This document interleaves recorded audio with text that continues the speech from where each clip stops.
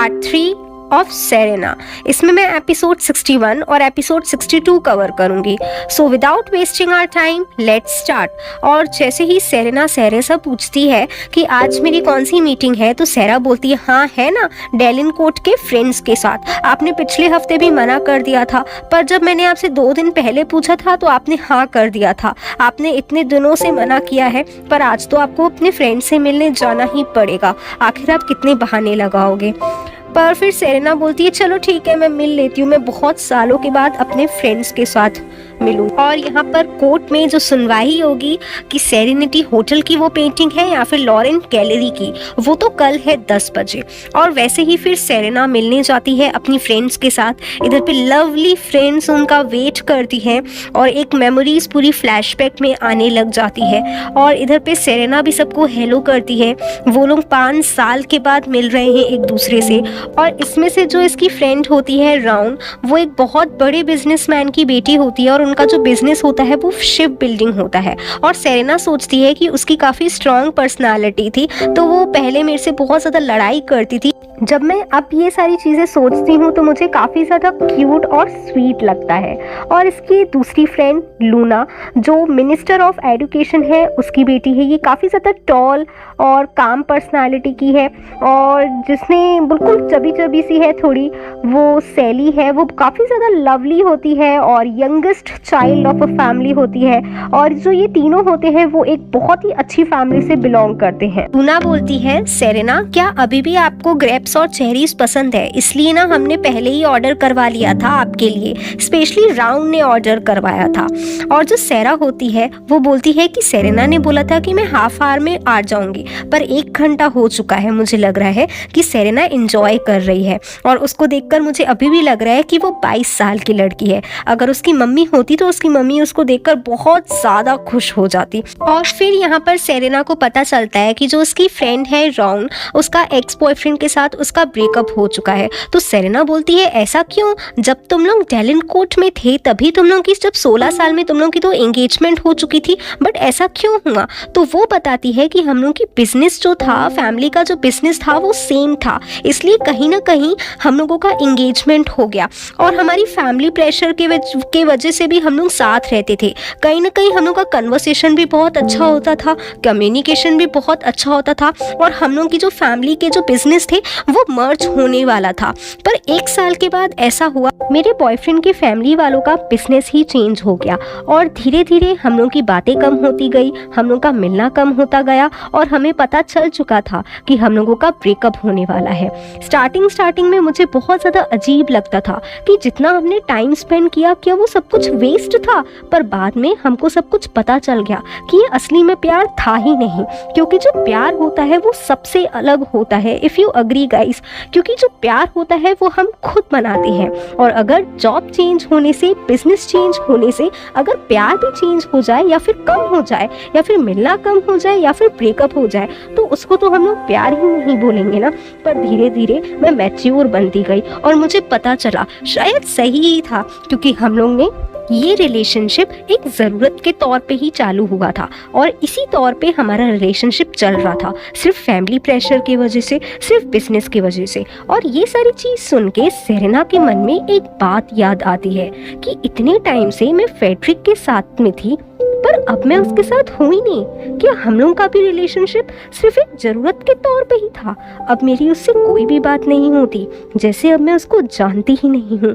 मैं मानती हूँ कि उस टाइम पे मुझे उसकी बहुत ज़्यादा ज़रूरत थी, पर मेरी अब उससे कोई भी बात नहीं होती। और यही फिर कन्वर्सेशन होता है और उसकी फ्रेंड बोलती है मैं मना नहीं करूँगी कि मेरा बॉयफ्रेंड अच्छा नहीं था, वो काफ़ी ज़्यादा अच्छा था, पर हम लोग के बीच में डिस्टेंस क्रिएट होती गई और प्यार भी कम होता गया।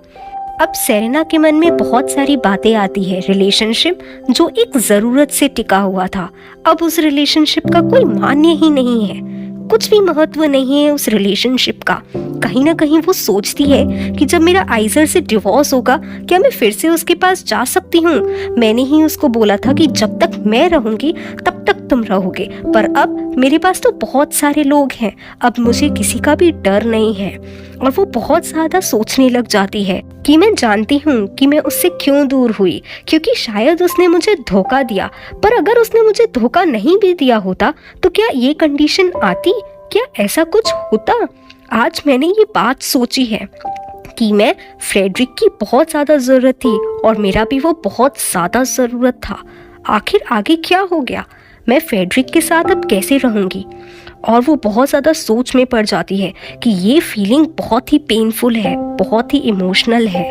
और जो ये सल्यूशन, इस प्रॉब्लम का सल्यूशन बहुत टाइम से ढूंढ रही थी, कहीं ना कहीं उसको ये प्रॉब्लम अब सॉर्ट आउट लग रही थी कि ये ज़रूरत का ही रिलेशनशिप था। अब इसी तरीके से दूसरे दिन में सैरा बोलती है कि आज तो सुनवाई का दिन है कोर्ट में, क्या आपको डर नहीं लग रहा सेरेना। सेरेना बोली नहीं, मैं बिल्कुल सच्ची हूँ, तो मुझे डर क्यों लगेगा। और फिर यहाँ पर सब कोई लॉरेंट गैलरी में पहुँच जाते हैं, दिया भी आ जाती हैं, इधर पे सेरेना और आइजर भी पहुँच जाते हैं। अब यहाँ पर सुनवाई शुरू होती है और बोलते हैं कि हम लोग जो कुछ भी करेंगे सबके हित में करेंगे, जो सच होगा वही हम लोग सबके सामने लाएंगे। और इनके दिल में धक धक धक धक धक धक होती है क्योंकि टेंशन वाला माहौल होता है। और ये बताते हैं कि जो लेफ्ट साइड पेंटिंग है वो लॉरेंट गैलरी से ली हुई है। ये चीक्स देख के सब कोई हक्के बक्के हो जाते हैं और दिया एकदम से खुश हो जाती है, ये ना आई एम ट्रू। और सेरेना भी देखकर एकदम से हैरान हो जाती है कि ऐसा तो हो ही नहीं सकता। अब यहाँ पर 2 दिन पहले की बात बताई जाती है कि जो मैनेजर होते हैं आइजर के, वो बोलते हैं कि आपकी मीटिंग है, पर वो बोलते हैं सब कुछ कैंसिल कर लो, मुझे आफ्टरनून में लॉरेंट गैलरी में जाना है सेरेना के साथ। तो उनके मैनेजर बोलते हैं कि आपको तो वहाँ जाना अच्छा नहीं लगता, पर अब क्यों जा रहे हैं। वो बोलते हैं मुझे अच्छा नहीं लगता, पर मुझे डर लगता है कि वहाँ पर विक्टर आएगा और मुझे नहीं लगता कि रिजल्ट्स हम लोगों के हित में होंगे और मैं सेरेना को अकेला नहीं छोड़ देख सकता।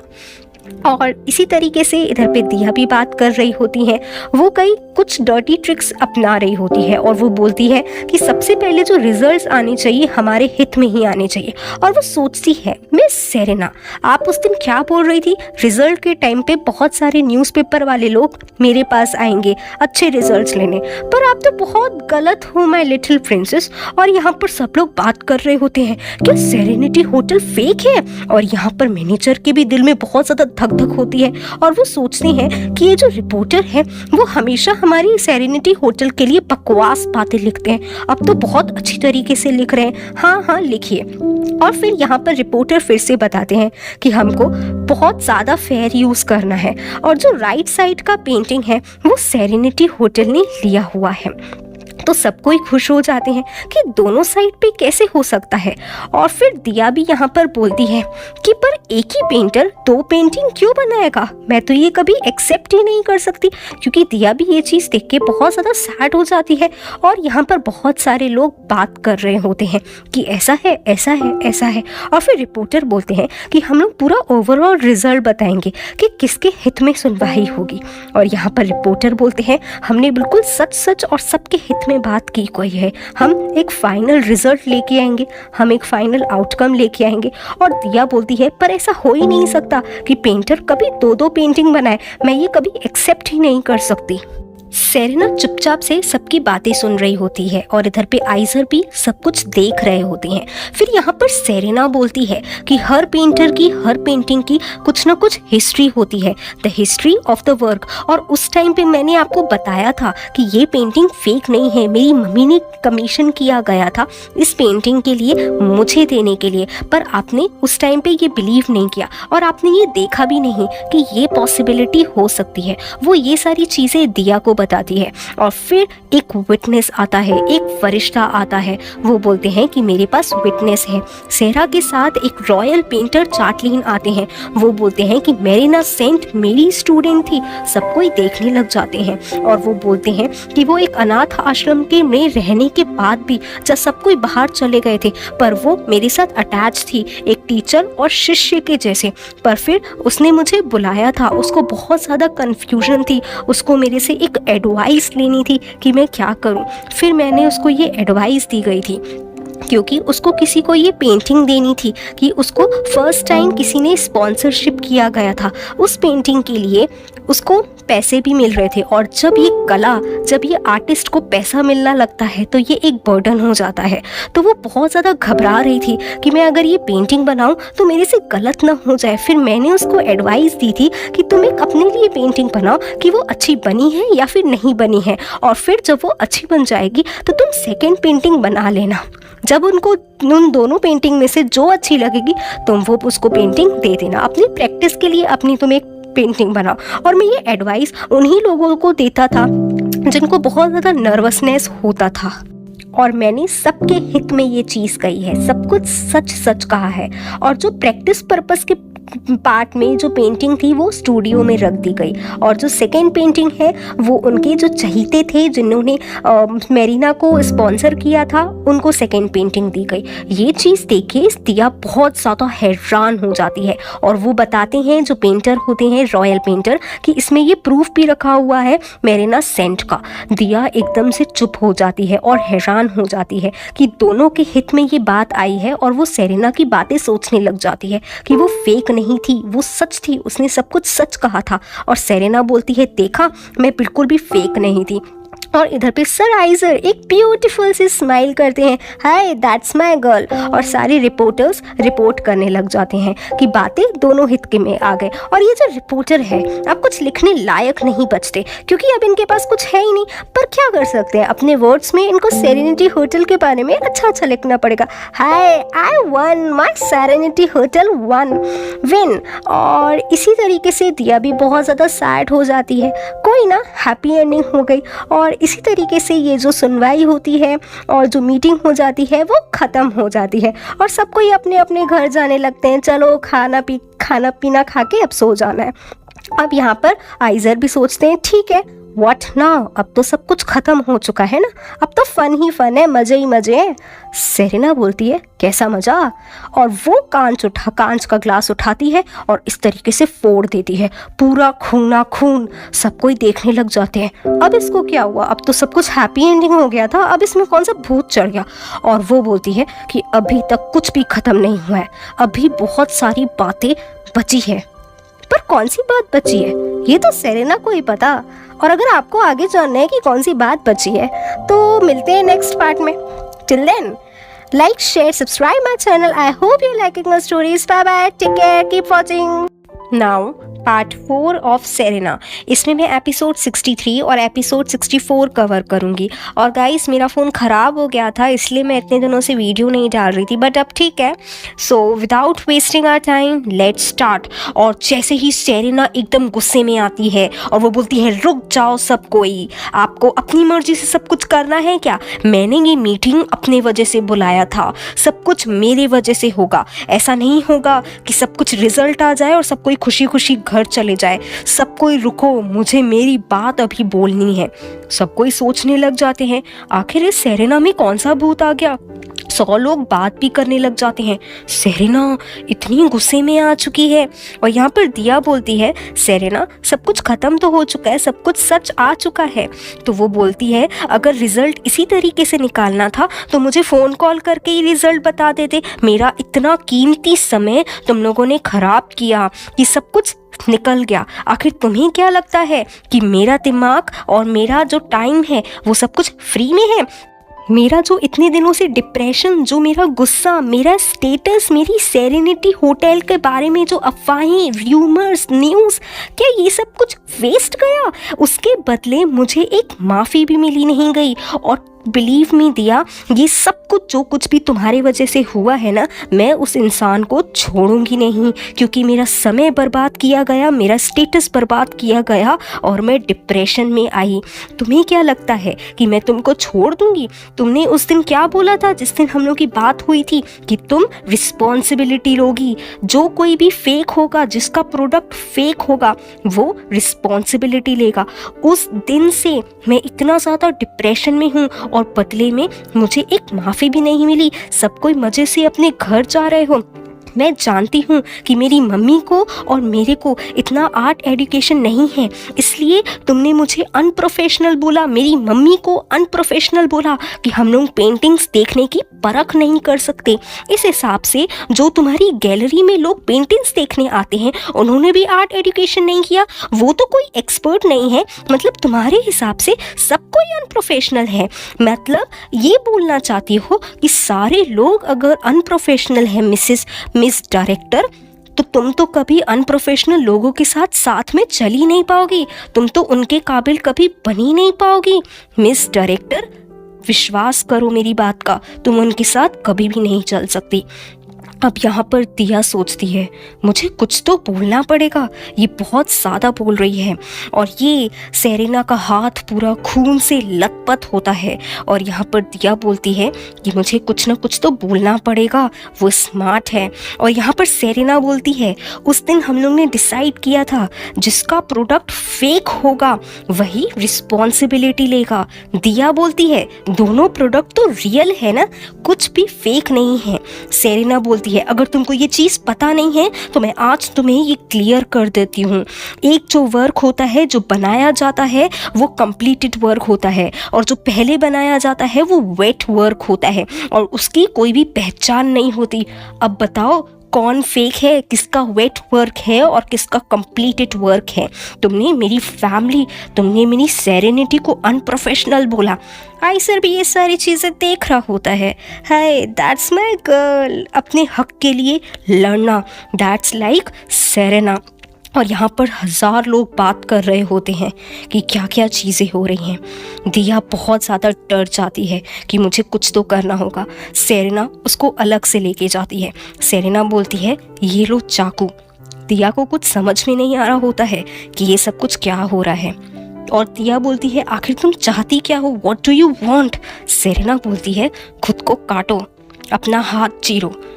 और फिर दिया बोलती है क्या तुम इतनी दूर जा रही हो, तुम मजाक तो नहीं कर रही हो।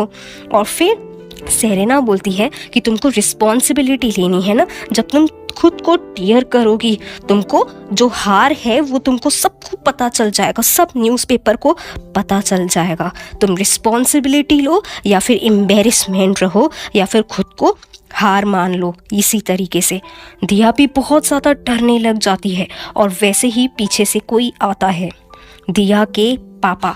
दिया बोलती हैं पापा, उसके पापा बोलते हैं सेरेना मुझे आपसे कुछ अकेले में बात करनी है। अब यहाँ पर सेरेना और दिया के पापा साथ में बैठे होते हैं और दिया के पापा बोलते हैं मैं जानता हूँ सेरेना कि इन सारी चीज़ों की वजह से बहुत ज़्यादा मुश्किल पहुँची है और इस वजह से आपके हाथ में भी बहुत चोट लग गई। मैं समझ सकता हूँ कि आपको बहुत ज़्यादा बुरा लगता है, पर मैं आपसे माफ़ी मांगना चाहता हूँ क्योंकि जो दिया है वो बाकी सारे रिपोर्टर्स के सामने बहुत ज़्यादा हेजिटेट हो जाती है और मैं चाहता हूँ कि आप इस बार माफ़ कर दीजिए उसको, वो इतनी ज़्यादा ट्रेंड नहीं है। और यहाँ पर चाय तो सिर्फ नाम के लिए पड़ी है क्योंकि उनकी एक कन्वर्सेशन चल रही होती है।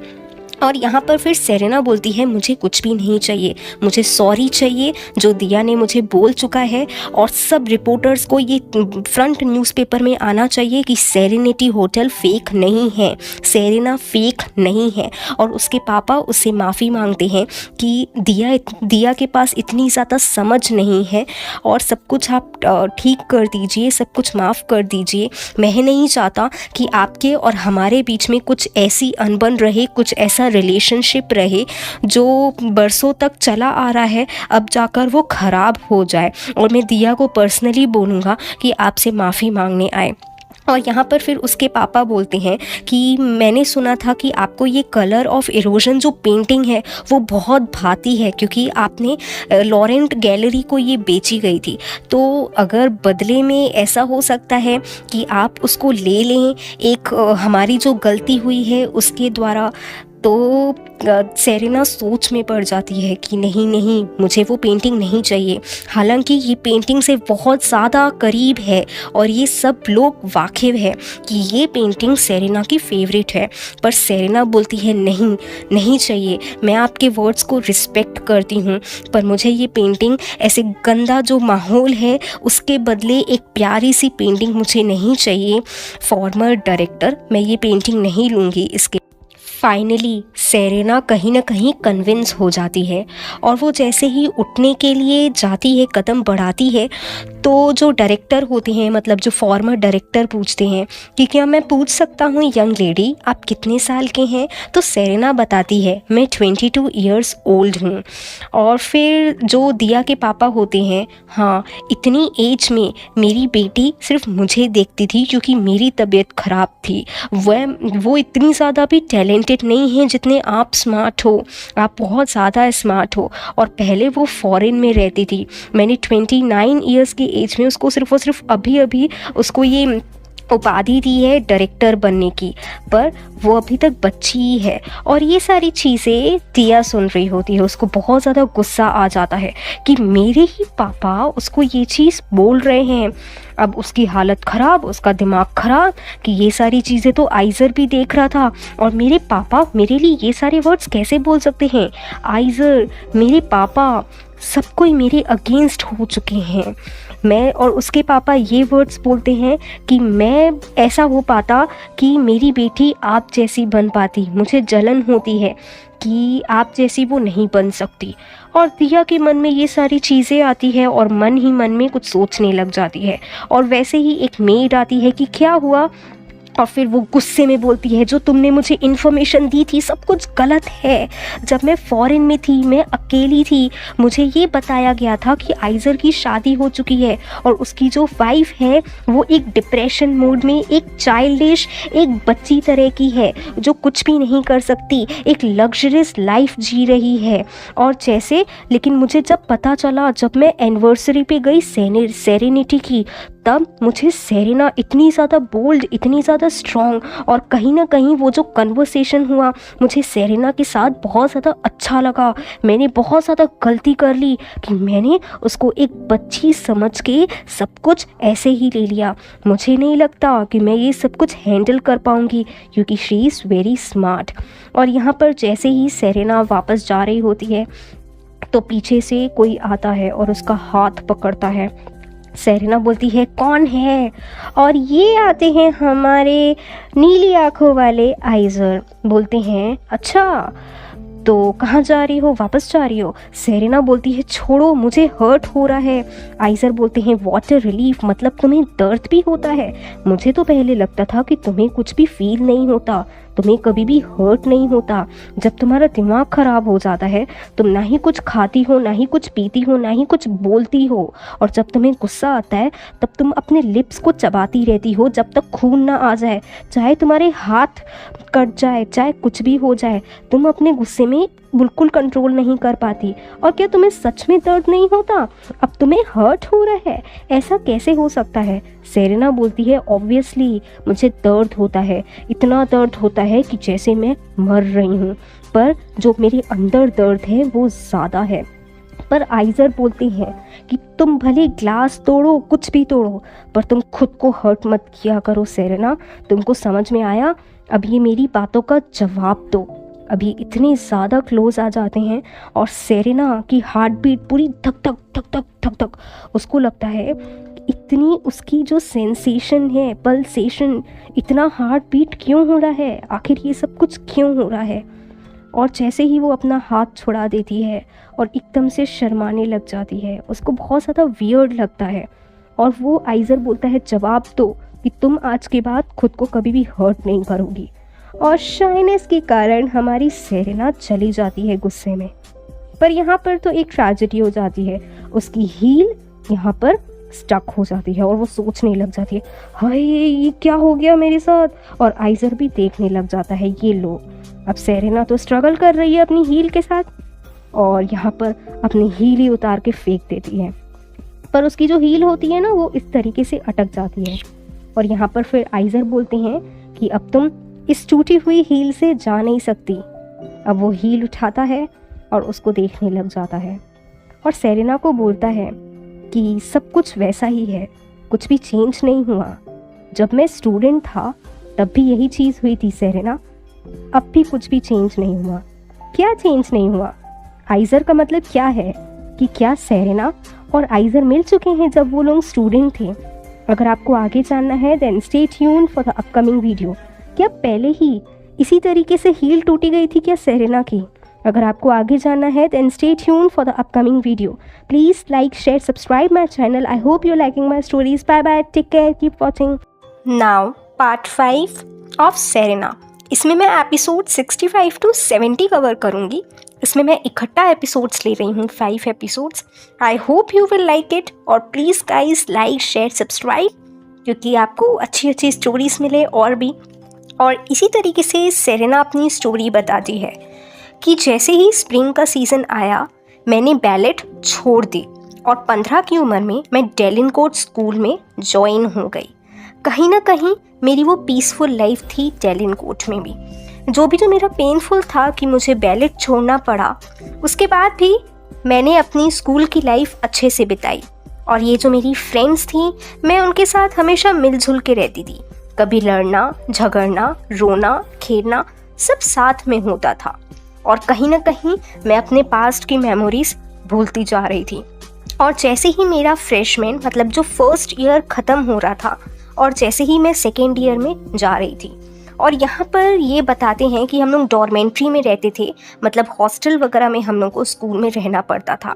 और यहाँ पर ये एक चीज़ आता है कि जो 100th ईयर कंप्लीट हो रहे हैं डेलिनकोर्ट स्कूल का, तो जब मैं first semester of second year में थी तो एक पार्टी ऑर्गेनाइज होने वाली थी जिसमें सारे जो ग्रेजुएट स्टूडेंट हैं वो आने वाले हैं और भी गेस्ट वगैरह आने वाले हैं. तो ये इनविटेशन कार्ड आता है. तो इस चीज़ के लिए सेरेना बहुत ज़्यादा एक्साइटेड हो जाती है और उसको सबसे डिफरेंट लगना है. तो वो अपनी मम्मी को फ़ोन में बात करती है कि जो आपने मेरे लिए ड्रेस भेजी है वो तो बहुत अच्छी है और आपने जो शूज़ भेजे हैं वो भी अच्छा है, पर क्या आप मेरे लिए एक और हाई हील का शूज़ भिजवा सकते हैं, क्योंकि मुझे थोड़ा सा बड़ा दिखना है, थोड़ा सा एडल्ट दिखना है. तो फिर उसकी मामा बोलती हैं कि वो तो जब आप एडल्ट हो जाओगे, जब बड़े हो जाओगे तब पहनने का है. क्या मेरी डॉटर के पास कोई बॉयफ्रेंड है कि आपको अच्छा दिखना है? सेरेना बोलती है, ओहो मम्मा, ऐसा कुछ भी नहीं है. मुझे अलग दिखना है क्योंकि मैं इस पार्टी के लिए बहुत ज़्यादा एक्साइटेड हूँ. मुझे हाई हील्स पहनना है क्योंकि मैं एडल्ट दिखूँ. और इसी तरीके से फिर वो हाई हील्स पहनती है और ख़ुद को शीशे में देखती है. बोलती है, वाओ मैं कितनी ज़्यादा अच्छी लग रही हूँ, मुझे एडल्ट वाली फीलिंग आ रही है. और फिर वैसे ही सैली उसकी फ्रेंड आती है और बताती है कि उस दिन जिस दिन एनिवर्सरी है उस दिन फटाके भी बर्स्ट क्रैकर्स होंगे, पूरे फायर ऐसे होगा. तो वो सोचती है कि मुझे कहीं ना कहीं एक ये सरप्राइज़ चाहिए था, पर मुझे ये पहले से पता चल गया. तो मैं बहुत ज़्यादा एक्साइटेड हूँ इस पार्टी के लिए. पहले से मैं पार्टीज अटेंड करती हूँ सिर्फ अपनी दादी माँ के साथ और मम्मी के साथ, पर ये जो स्टूडेंट्स वाली पार्टी है वो एक अलग से उसके चेहरे में खुशी दिखाई देती है, एक रोशनी दिखाई देती है. और वो बोलती है कि ये जो स्टूडेंट की पार्टी है वो बहुत ही ज़्यादा अलग है जो मैं अपनी फ्रेंड्स के साथ बिताऊंगी. और फाइनली वो दिन आ जाता है जिसमें एनिवर्सरी होती है और सेरेना एकदम तैयार होके आती है. She is so gorgeous. और ये इसमें सब कुछ सबको मास्क पहना होता है और एज़ यूजुअल उसने हाई हील्स पहने होते हैं.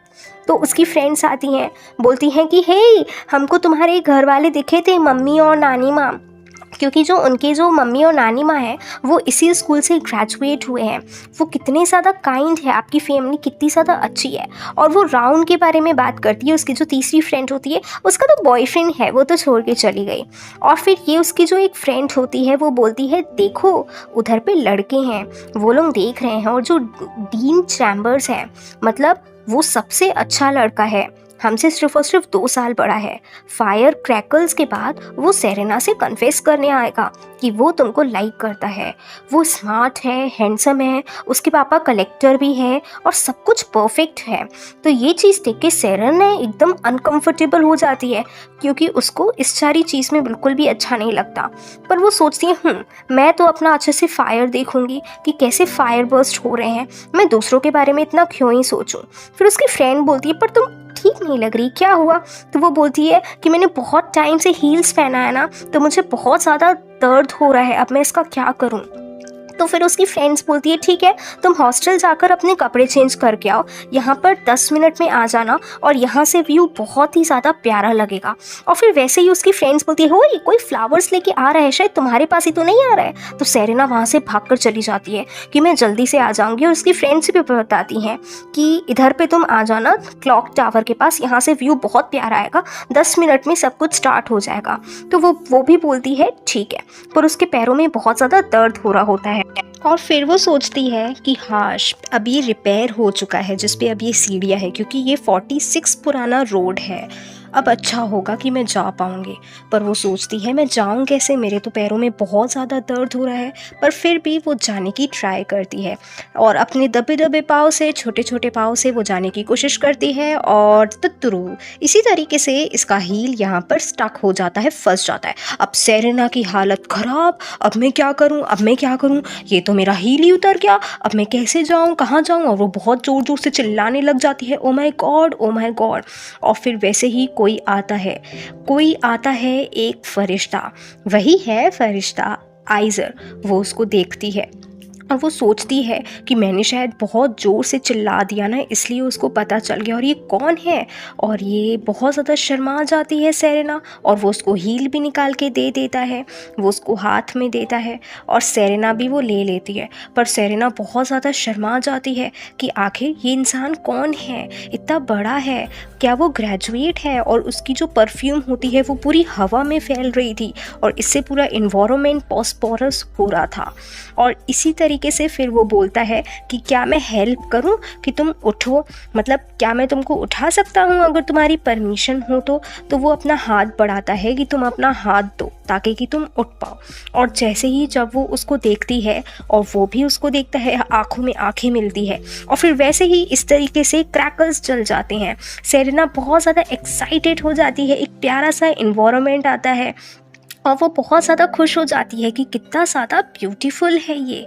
और वो सोचती है मैं एक स्ट्रेंजर के सामने क्या कर रही हूँ, मुझे जब ये फटाके बंद हो जाए तो पहले जाना चाहिए या फिर बाद में होना चाहिए। मैं इतनी ज़्यादा एक्साइटेड हूँ और वो उतना ही ज़्यादा काम, उतना ही ज़्यादा पेशेंस।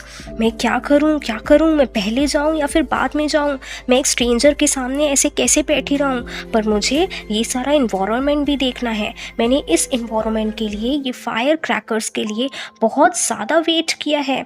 मैंने सिर्फ सुना था कि ये बहुत प्यारे होते हैं। और वो सोचती है कि इसकी आंखों का कलर क्या है, ब्लू है, उसको साफ नहीं दिखाई दे रहा होता है, क्या रेड है क्योंकि फायर क्रैकर्स की वजह से क्या कलरफुल है, आखिर उसकी कलर कौन सी है। वो सोचती है मुझे पास जाना पड़ेगा तब मुझे पता चलेगा। और फिर वैसे ही वो जैसे ही जाने की कोशिश करता है तो सेरेना उसको रोकती है, हे थैंक यू। और वो थैंक यू बोल देती है उसको।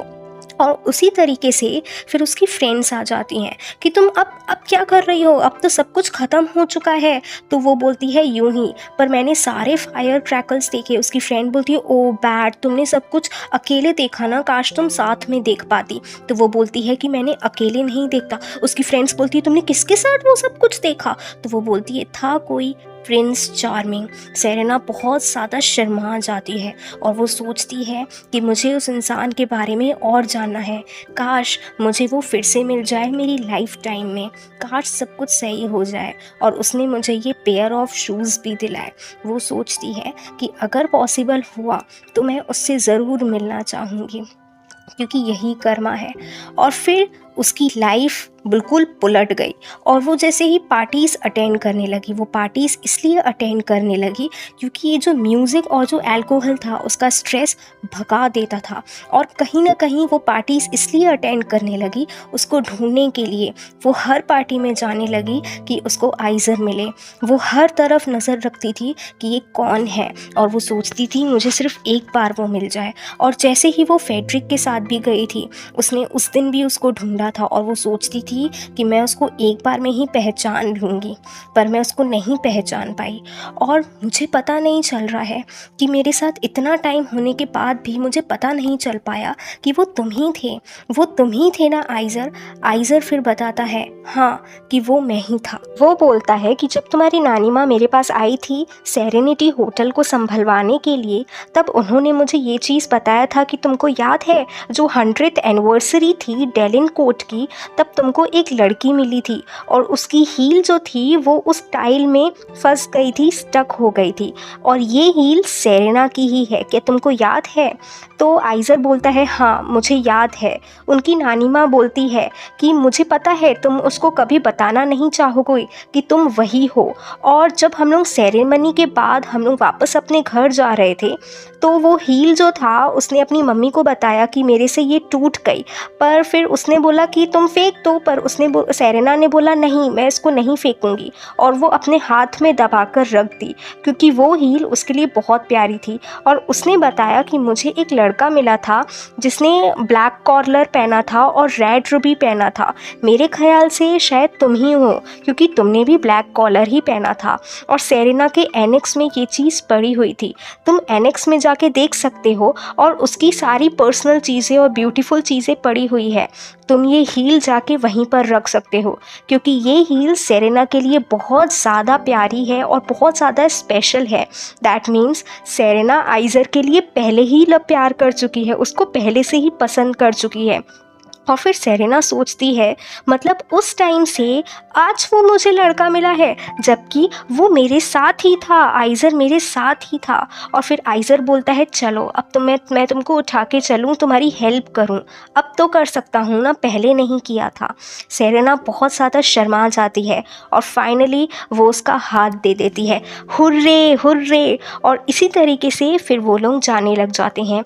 सेरेना उसकी तरफ देखने लग जाती है और सेरेना सोचती है कि मैं इतने टाइम से जिस लड़के को ढूंढ रही थी फाइनली मुझे आज पता चला कि वो लड़का कौन था।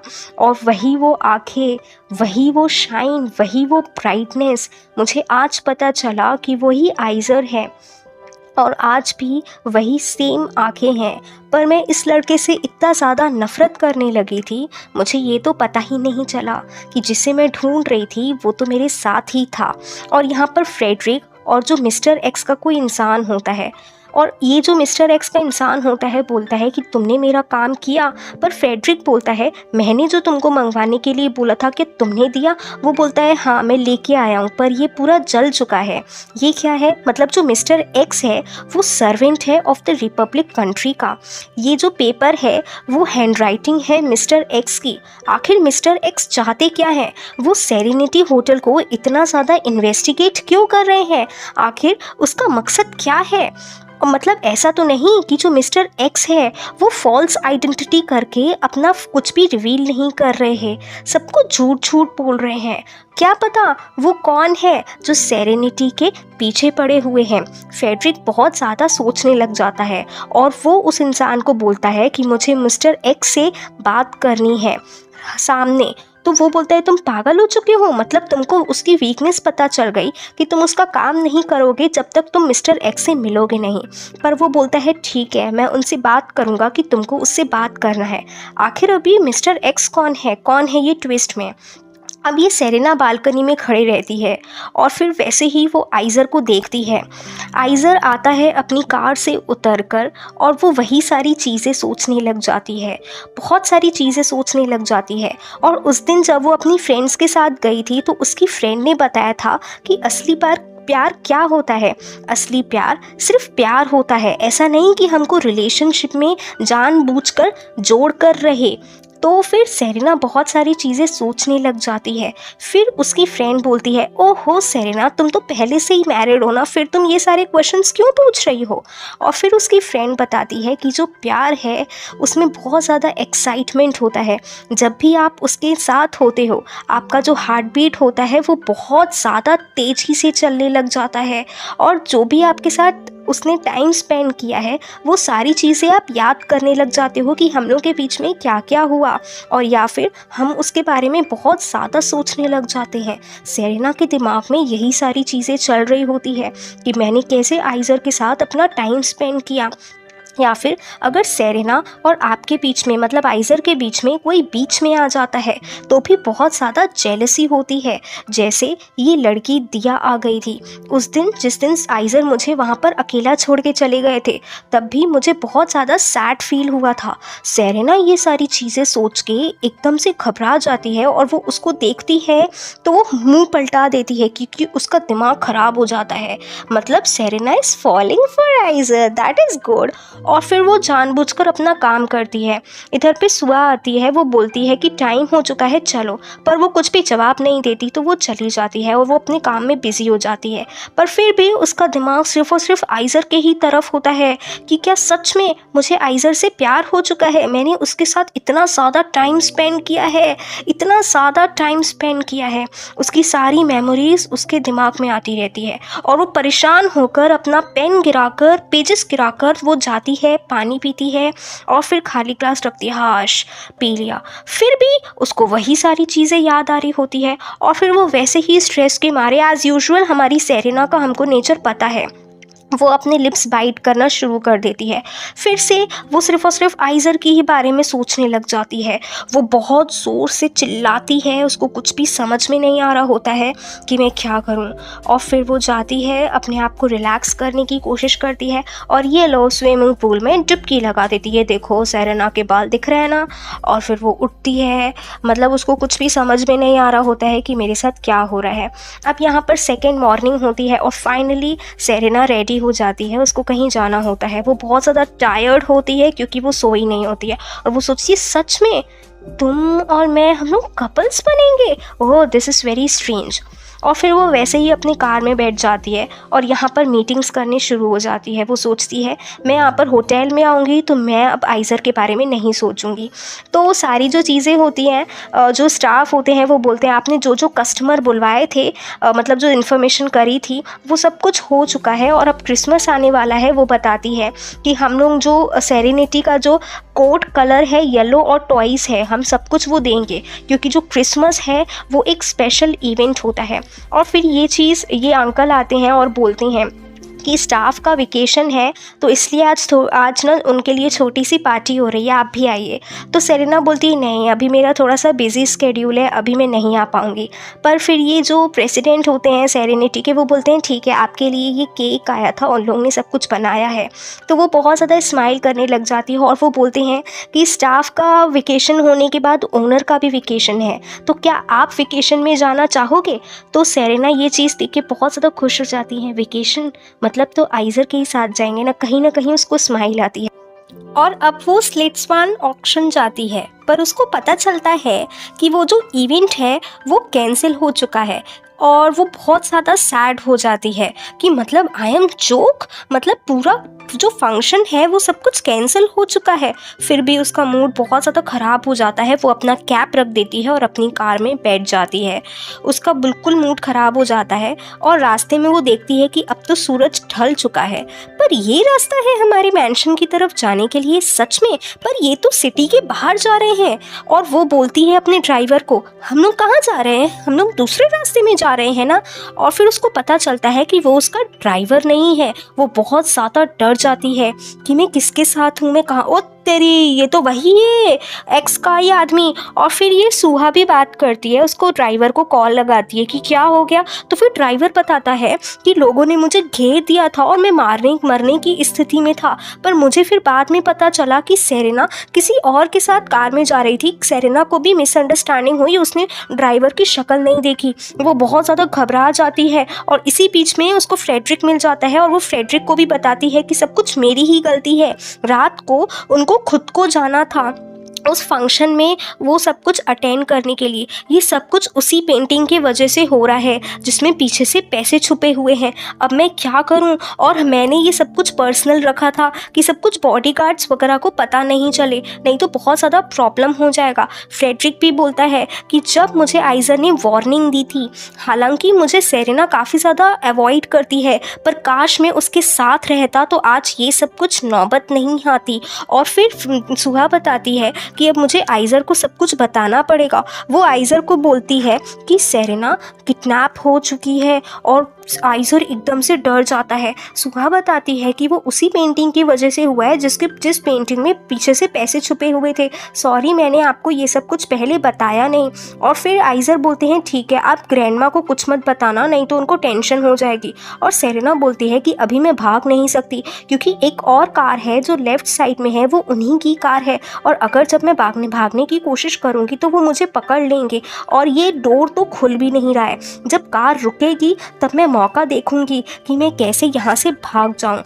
और फिर ये सारी चीज़ें सेरेना फिर सोचने लग जाती है कि जब उसकी फ्रेडरिक से बात होती थी, वो बोलती है फ्रेडरिक अगर ऐसा हो कि मुझे कोई किडनैप करके किसी अकेली जगह में लेके जाए, मतलब जहाँ पर कोई पक्षी भी ना आता हो, तो मुझे सब कोई कैसे रिकॉग्नाइज करेंगे? अगर मैं किडनैप हो जाऊँगी तो मेरा क्या होगा? तो ये चीज़ फिर फ्रेडरिक बोलता है कि तुम एक काम कर सकती हो, जो भी तुम्हारी चीज़ें हैं जैसे ईयरिंग्स हैं, बटन्स है, तुम वहाँ पर फेंक सकती हो और जो परफ्यूम मतलब जो कपड़ा है वो भी तुम फेंक सकती हो, क्योंकि अगर कोई फैमिलियर है तुम्हारी चीज़ों से तो कोई भी तुमको ढूंढ सकता है। वो यही चीज़ अपनाती है और अपने ईयरिंग्स, अपने जो हाथ के जो मास्क होते हैं वो सब कुछ फेंक देती है, क्योंकि अगर उसमें परफ्यूम वगैरह भी लगा हुआ होगा तो जो लोग फैमिलियर हैं वो तुमको पहचान जाएंगे। और उसी तरीके से वो अपना दिमाग लगाकर अपने बटन्स, अपने ईयरिंग्स, अपने ये सारे जो कॉलर के कपड़े होते हैं वो फेंक देती है। और फिर यहाँ पर आइज़र को पता चलता है कि वो जो इवेंट था, फंक्शन था, वो कैंसिल हो गया था। और आइज़र पता करते हैं, हाँ, जो लेडी थी मतलब सेरेना के नाम पे वो आई थी और उधर पे जो इवेंट था वो हेलो मून मतलब इवेंट का नाम था और उनके जो राइटर थे वो हुसैन थे जो 1940 से चले आ रहे हैं। पर फिर भी जब वो कैंसिल हो गया इवेंट तो वो जल्दी से अपनी कार में चली गई और पता चला कि कोई और उनको कार में लेके जा चुका है। तो ये चीज़ सुन के आइज़र बहुत ज़्यादा परेशान हो जाते हैं और सब कुछ पता लगाने की कोशिश करते हैं कि वहाँ के कलेक्टर कौन है, उनके ओनर कौन है, हैन कौन है, मुझे सब कुछ पता लगाना है। और फिर वो हैप्पी को भी ये चीज़ बताते हैं कि प्रॉब्लम ये है कि उनको पता नहीं है कि आखिर सेरेना कौन है। और फिर वो कॉल करते हैं अपनी एक्स गर्लफ्रेंड दिया को और फिर वो उनको बोलते हैं कि पता लगाओ कि जो स्प्लिट स्वान में क्या फंक्शन इवेंट कैंसिल हो गया था क्या। तो दिया बोलती है अगर कैंसिल हुआ भी है तो उससे मुझे क्या, मुझे कुछ भी नहीं पता। तो वो बोलते हैं मुझे सब कुछ पता है कि जो तुम्हारी गैलरी है और जो स्प्लिट स्वान है उनमें बहुत इलीगल काम चलते हैं, तो मुझे तो ये सारी चीज़ें बताओ ही नहीं और तुमको तो सब कुछ पता ही होगा और मुझे सच में पता लगाना है। तो वो बोलती है कि तुम मुझे डरा रहे हो कि जो गलत धंधे चल रहे हैं उसके वजह से तुम सब कुछ आइडेंटिटी, सब कुछ जो मेरा सीक्रेट है सब कुछ बाहर निकाल दोगे। तो वो बोलता है नहीं, मुझे ये सब कुछ नहीं चाहिए, मुझे ये चाहिए कि जो स्लिट स्वान का ओनर है वो कौन है। दिया मुझे बताओ, समझने की कोशिश करो। मैं तुम्हारे सीक्रेट्स या फिर जो बिजनेस है सबके सामने नहीं लाना चाहता और ये कोई धमकी नहीं है, मैं तुमसे सिर्फ और सिर्फ डील कर रहा हूँ। और अगर मुझे बताना ही होता तो मैं ये तो बता सकता ना कि जो स्लिट स्वान में जो ऑक्शन होने वाले हैं वो सब कुछ तुम लोग निगलना चाहते हो। तो दिया एकदम से घबरा जाती है कि तुमको इतनी सारी प्राइवेसी चीज़ें कैसे पता चली, आखिर तुमको ये सब कुछ कैसे पता चला। तो वो बोलता है मुझे सब कुछ पता है कि तुम्हारे बिजनेस के जो गंदे धंधे चल रहे हैं, कोई भी पेनाल्टी नहीं ले रहे कि फीस कम हो, सब कुछ मुझे पता चल रहा है और ये मुझे डील लेनी है और मैं ये सारी चीज़ें किसी को भी नहीं बताऊंगा। तो फिर दिया फिर भी मान जाती है और बोलती है कि मुझे ये बताओ कि हान कौन है और या फिर owner of the moon hello कौन है। और फिर हैप्पी आते हैं और फिर यहाँ पर बताया जाता है कि सेरेना एकदम से बंद हो जाती है। जो दो लोग होते हैं वो बोलते हैं कि मैंने तो इतनी पास से किसी भी लड़की को नहीं देखा और ये लड़की चिल्ला क्यों नहीं रही, इतनी शांत बैठी है। पर तब कभी भी हम लोग किसी लड़की को किडनैप करते हैं तो वो हमेशा चिल्लाती है और सबको ही बोलते हैं कि इस पर नज़र रखना चाहिए। और फिर दूसरा लड़का बोलता है इसको टच मत करना, अगर तुमने इसको टच किया ना तो तुम्हारी हालत बहुत ख़राब हो जाएगी, तुम्हारा फ्रेंड भी इसी चीज़ पे मारा गया था, इस लड़की पे तुम नज़र रखना कि यही कहीं भी जाए नहीं। और फिर सेरेना सोचने लग जाती है कि ये सिर्फ और सिर्फ उसी पेंटिंग की वजह से हुआ है, दाल मूर्ति के नाम से। और जो स्लिट स्वान जो है उनके भी जो गेट हैं वो पीछे से थे। मुझे बहुत ज़्यादा अनइवन लग रहा था, आखिर कौन है जो मेरे से पंगा ले रहा है। और ये तो बिजनेस ही हो गया ना, इतनी कला में, मतलब जो पेंटिंग्स हैं, डांसिंग है, इन सब में धंधा चल रहा है, सिर्फ और सिर्फ पैसों का धंधा चल रहा है। इस आर्ट में भी वो लोग गंदगी फैला रहे हैं। आखिर है कौन, किसकी इतनी हिम्मत हुई जो मेरे से उलझा? उसको आने दो, मैं पता लगाऊंगी और मुझे उसके सामने करेजियस होके खड़ा रहना है। और फिर यहाँ पर आइज़र हैप्पी को बोलती हैं कि ये सब कुछ विक्टर ने किया है और मुझे विक्टर की जो सीक्रेट प्लेस है वो पता लगानी पड़ेगी। और वो हैप्पी को बोलता है जो भी जो कॉल रिकॉर्ड्स है तुमको पता लगाना पड़ेगा। तो वो बोलता है तुम कितने दिनों में पता लगा सकते हो? वो बोलता है 5 दिन में। लेकिन आइज़र बोलता है नहीं, मुझे 3 दिन में सारी हिस्ट्री चाहिए कॉल्स की, किसको कॉल लगा है, किसने कॉल किया है। सेरेना, मुझे तुमको 3 दिन में इस सेरेनिटी होटल में लाना ही है, चाहे कुछ भी हो जाए। और यहाँ पर सेरेना को बिल्कुल बांध कर रख देते हैं और फाइनली जो किडनैप करता है वो आ जाता है और ये वही होता है विक्टर। विक्टर असल में आइज़र का भाई ही है। वो उसको देखती है, आखिर ये कौन है? वही आंखें, वही मार्क जो उसके फेस में स्क्रैच है। वो एकदम से घबरा जाती है कि जो 11 साल की जब मैं थी तब मेरे साथ यही चीज़ हुई थी, इसी ने ही मेरे को दर्द दिया था और मुझे लगता था कि मैं सब कुछ ठीक कर लूँगी, पर फिर से जो मेरी बॉडी है एकदम से फ्रोज़ हो जा रही है। मेरी सारी जो गंदी पास्ट की मेमोरीज़ है वो सब कुछ वापस आ रही है और आज भी नेचुरल डिज़ास्टर हुआ जैसे उस दिन हुआ था। और फिर वो उसको हाय बोलता है और फिर वो उसका मास्क उतारता है और वो बहुत ज़्यादा डरने लग जाती है, बहुत ज़्यादा कँपकँपाती है। वो सोचती है कि मैंने सोचा था अब मैं बड़ी हो चुकी हूँ तो मैं इस सारी चीज़ों के बारे में नहीं सोचूंगी, पर मैं गलत थी, मैं सब कुछ गलत थी। आखिर वो फिर से आ गया। वो बहुत ज़्यादा डरने लग जाती है और वो बोलती है कि मैं 11 साल की बच्ची थी जब मेरे साथ हुआ था, पर आज भी मैं 11 साल की बच्ची ही लग रही हूँ। और फिर जैसे ही वो मास्क उतारता है वो बोलता है मुझे लगता है कि मैंने तुमको कहीं देखा है, पर व्हाटएवर, मुझे इन सारी चीज़ों के बारे में कुछ भी फ़र्क नहीं पड़ता। ये एक ट्रांसफ़र है जिसमें जो मेरी पेंटिंग थी वो तुम्हारे पास आ गई है और मैंने सुना है कि तुम मेरी बिजनेस में बहुत दखल अंदाजी करते हो। पर सेरेना एकदम एरोगेंट टाइप बोलती है तुम दूर रहो। और ये ट्रांसफ़र आता है कि तुम अपना एड्रेस वगैरह इसमें लिख देना, मैं 3 दिनों के लिए अपनी बिजनेस मीटिंग में जा रहा हूँ, अपना एड्रेस वगैरह लिख लेना। तो फिर वो उसको पास आके बोलता है अगर तुम इसमें नहीं लिखोगी और तुम कोई भी चालाकी करोगी तो मैं हर 10 मिनट में तुम्हारा जो ये ब्यूटीफुल फेस है वो पूरा ख़राब कर दूंगा और पूरे स्कार कर दूंगा। और इसी तरीके से वो अपने स्टाफ लोगों से पूछता है कि आखिर कुछ हुआ था क्या, इसके पूरे बटन्स वगैरह भी निकले हुए हैं। तो वो लोग बोलते हैं नहीं ऐसा कुछ तो नहीं हुआ था और वैसे ही वो चला जाता है। फिर विक्टर से कोई बात करता है कि तुमको लगता है कि तुम इसको छोड़ दोगे, मतलब जब ये एड्रेस लिख देगी तुम इसको मारोगे नहीं? वो बोलता है नहीं, मैं नहीं मारूंगा क्योंकि ये लड़की इतनी एरोगेंट है, कुछ तो बात है इस लड़की में, मैं इसको जिंदा ही रखूंगा, आखिर कुछ तो बात है इस लड़की में। और वो इस तरीके से बोलते हुए अपनी ट्रिप के लिए, अपनी बिजनेस मीटिंग के लिए चला जाता है।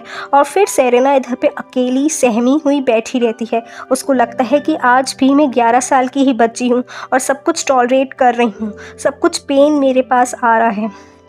लेकिन आइज़र तो विक्टर को छोड़ेगा नहीं, लेकिन क्योंकि सेरेना को उसने किडनैप किया है। अगर आपको आगे जानना है कि सेरेना के साथ क्या होगा और आइज़र विक्टर का क्या हाल करेगा, then stay tune for the upcoming video. Please like, share, subscribe my channel. I hope you liking my stories. Bye bye, take care, keep watching. और प्लीज़ गाइज आप ज़्यादा से ज़्यादा शेयर करें। Literally it takes a lot of time and lot of hard work to make one video. Bye bye, take care, keep